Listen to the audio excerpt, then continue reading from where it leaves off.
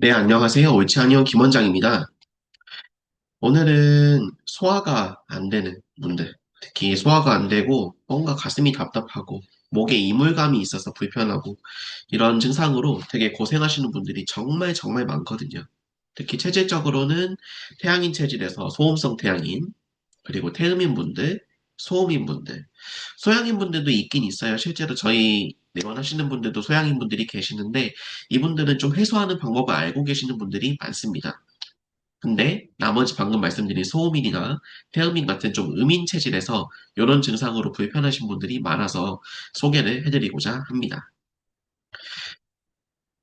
실제로도 제가 이 질환으로 굉장히 고생했었는데요. 읽어보시면 저는 소화불량, 특히 자율신경실조증, 비염, 후각상실, 메니에르병까지 이것저것 질병으로 되게 고생했었고 해당 질환으로 제가 경험이 있기 때문에 환자분들이 얼마나 고생하시는지 알아요. 실제로 제가 여기 이렇게 보시면 어, 2달 만에 15kg 이렇게 감량이 됐던 적이 있는데 식사를 잘 못하고 거의 이런 시험 기간 때 포카리 스웨트 같은 이온 음료로 제가 이렇게 식사를 하다 보니까 밥을 안 먹으면서 공부를 하고 일상생활을 하다 보니까 체중이 엄청나게 빠졌었고, 지금은 제가 70kg가 넘지만, 과거에는 40kg대 후반까지도 체중이 빠졌던 적이 있습니다. 밥을 먹는 것 자체가 되게 힘들었기 때문에, 그리고 목 이물감, 답답함으로 굉장히 고생했었기 때문에, 차라리 먹고 내가 힘들 바에는 안 먹겠다라는 마음으로 이게 계속 유지가 되다 보니까 너무나도 악순환이 되더라고요. 그래서 이런 거에 대해서 원인이랑 전체적인 치료법을 좀 말씀드리고자 하는데요. 환자분들이 이렇게 말씀하세요. 소화가 너무 안 된다. 목에 이물감이 반복된다. 특히 식후에 더 그러거든요. 혹은 아침에 기상하셨을 때. 혹은 뭐 주무시기 전도 마찬가지예요. 그리고 목이 쪼여온다. 가슴이 답답하고 배 하복부나 상복부가 뭔가 계속 그득하고 이렇게 가스찬 느낌이 드는 거죠. 팽만감이 든다거나. 그리고 자꾸 체한다. 음식을 먹고 나면. 그리고 멍하다. 그러니까 집중이 안 되고 자꾸 소화 쪽에만 이렇게 내가 신경을 쓰다 보니까 다른 집중을 발휘를 못하는 거예요. 그리고 주무시는 게 불편하다. 그래서 이런 것들은 사실 단순한 위장염이나 뭐 위궤양 뭐 이런 것들이 아닐 가능성이 높고요. 자율신경, 특히 이 중에서도 이 위장을 움직이는 미주신경 이상의 가능성이 굉장히 높습니다. 특히 목 이물감이라는 증상을 갖고 계시다면 이 미주신경이 기능이 떨어져 있을 가능성이 굉장히 높아요. 이거를 쉽게 풀어서 설명하면 미주신경은 자율신경 중에 부교감신경인데요. 내 몸을 회복, 재생, 소화, 흡수 시켜주고 쉬게 해주는 신경인데 이 기능이 마비되어 있다. 즉슨 내 몸이 쉬지 못하는 상태이다. 이렇게 보시면 될 것 같아요. 자율신경은 밸런스가 잘 맞아야 돼요. 교감신경과 부교감신경. 교감신경은 보시면 긴장이나 스트레스 상황에서 내 몸을 좀 빠르게 대응 판단해가지고 이런 외부적인 자극에 대해서 내 몸이 대응할 수 있게 해줍니다. 예를 들어서 뭐 좀 긴장되면 심장이 두근거린다거나 혹은 좀 잘 집중하게 해준다거나 이런 기능을 하고요. 혹은 땀이 나게 해서 접지력을 높여준다거나 이런 것들을 하죠. 부교감신경은 특히 미주신경은 내 몸이 쉬게 해주고 소화가 잘 되게 해주고 인후부 혹은 귀 쪽에 이런 근육신경을 움직이게 해주고 좀 더 이런 동물적인 감각 그리고 좀 쉬게 해주는 감각에 교감신경과 대응해가지고 이렇게 같이 기능을 한다 보시면 될 것 같아요. 실제로 그래서 이 목 쪽, 머리 쪽 이쪽이 부교감신경의 영역이고요. 꼬리뼈 쪽 여기는 물론 비뇨생식기계통 영역이긴 한데 여기가 부교감의 영역, 등허리 쪽이 교감신경의 영역입니다. 신경으로서는요. 요게 근데 어떠한 원인으로든 밸런스가 깨지거나 신경이 막히거나 기능이 떨어져서 이 밸런스가 유지가 안 될 때 이것을 자율신경 실종 혹은 자율신경 불균형이라고 부릅니다. 만성 소화불량이나 목 이물감, 목조임은 특히 이 중에서도 부교감 신경이 미주신경이 여기 귀 뒤쪽에서 이렇게 흐르거든요. 여기. 그래서 요 라인에서 목으로 흘러가서 배 쪽 전체적으로 이렇게 지배하기 때문에 여기가 기능이 떨어지거나 쪼일 때 목조임 증상과 함께 발생하는 경우가 굉장히 많습니다. 그래서 요거를 자율신경 검사라고 하는 HRV 검사를 통해서 보시면 보통 세 가지 타입으로 이렇게 정리를 할 수 있어요. 교감신경 항진형, 요거는 좀 가슴이 두근거리고 긴장 불안되는 초기형 상태라고 보시면 되고요. 조금 소화불량이 많이 동반되는 시기는 이 부교감신경이 떨어지는 시기, 요때라고 보시면 되고요.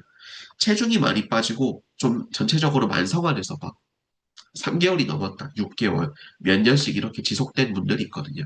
이런 분들은 신경이 둘 다 저하된 경우가 많아요. 그래서 이것들은 실제로 저희가 뭐 병원이든 한의원이든 검사를 통해서 수치로서 확인할 수 있는 거라서 뭐 예를 들어서 초음파로 내 몸에서 이렇게 봤다거나 CT를 봤을 때 문제가 없다면 이 검사를 해보시는 게 자율신경 검사에서는 가장 정확하고 빠른 방법이 됩니다.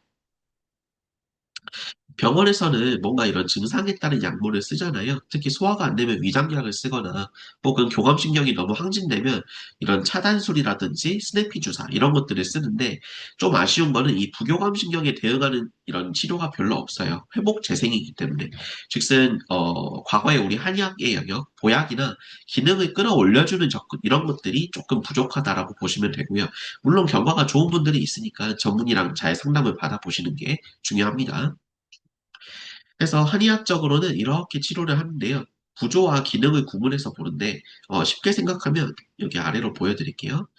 뭔가 이 주변에 아까 미주신경이라든지 이런 신경들이 압박이 되거나 뭔가 눌린다 했을 때는 이거 눌린 거를 풀어드리는 거고요.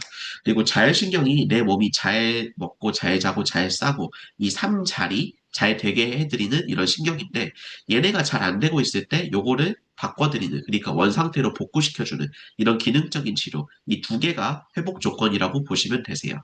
그래서 기능적인 요인으로서는 한약 치료가 먼저 필요한데 진맥을 통해서 환자분의 체질을 진단을 하고요. 아까 말씀드렸던 뭐 태양인, 태음인, 소음인 이런 분들. 그래서 이에 따라서 체질에 따른 한약 치료를 하는 게 중요하고요. 불균형에 따른 그 불편한 점들을 복구시켜 드리기 때문에 체질 개선을 통해서 내 몸이 회복되고 되게 많이 건강해졌어요. 원래 불편했던 이 소화기 증상 말고도 뭐 비염이라든지 천식, 알러지 증상, 피부염 이런 것들이 같이 좋아지시는 분들이 정말 많습니다. 그리고 구조적인 치료의 가장 좀 핵심은 이 도침이라는 건데 끝이 날카로운 일자형의 침이에요. 제가 하나 보여드릴게요. 이렇게 잘 보이실지 모르겠어요. 되게 두껍고 일자형의 칼 같은 도구고 제가 미니 수술이라고 표현을 합니다. 이걸 통해서 아까 이 신경절들에서 막히고 소통이 안 된 데를 풀어드리는 거예요. 그리고 해당 부위에다가 이렇게 약침 치료, 성질에 따라서 구분해서 치료를 하고 미주신경이 아까 흐르는 부위에다가 회복 재생시켜주는 체질별 맞춤 약침을 치료하기도 합니다. 그리고 예를 들어서 흐름이 막혔을 때 이렇게 조금 큰 침, 저는 조선대침이라고 부르는데 이런 것들을 사용해서 경락소통을 시켜드리기도 해요. 혹은 불균형이 있을 때 제가 내장춘화라고 표현을 하는데 내장은 결국에는 이 신경 신호를 받고 움직인단 말이에요.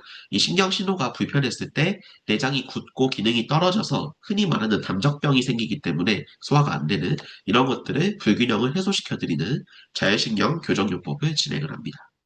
그리고 조금 이것도 제가 차별적으로 말씀드릴 수 있는 게 한의학적으로는 체질을 구분을 하고 이 체질별 시기를 하는 게 굉장히 중요해요. 물론 건강할 때는 이거 할 필요가 없습니다. 근데 좀 힘들 때, 체력적으로 힘들고 몸이 병으로 불편할 때는 이 체질별 시기를 권장을 드리고 어떤 식으로 해야 될지 말씀드리는지 요게 굉장히 중요합니다. 그래서 요거까지 제가 처방을 해드립니다.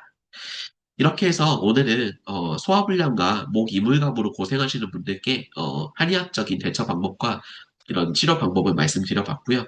오늘도 유익한 정보로 이렇게 의학 정보 잘 제공해드리고 항상 환자분들께 도움 드릴 수 있는 것들을 생각하는 김원장이 되도록 하겠습니다. 오늘 여기까지였습니다. 감사합니다.